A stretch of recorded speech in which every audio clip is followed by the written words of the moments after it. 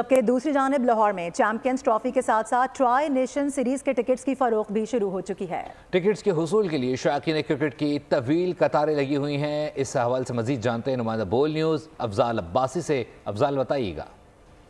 जी बिल्कुल, champions trophy 2025 और triangular series के टिकट्स की फ़रोख्त का सिलसिला जारी है और आज भी लाहौर के जो आउटलेट्स हैं वहाँ पर शहरियों की बहुत लंबी कतारें लगी हुई हैं और शायकीन क्रिकेट जो है वो टिकट लेने के लिए बेताब हैं। हमारे साथ कुछ शायकीन क्रिकेट मौजूद हैं, उनसे जानते हैं। बताइएगा जी, टिकट्स लेने के लिए तो सुबह से लाइन में लगे हैं और 2-3 दिन से कोशिश कर रहे हैं कि टिकट्स मिल जाए। और उसके अलावा लाइन में लगे हुए हैं ये पाकिस्तान की जो पाकिस्तान वर्सेस न्यूजीलैंड सीरीज़ आ रही है, बस वो देखने के लिए ही बेतावले हुए पड़े हैं।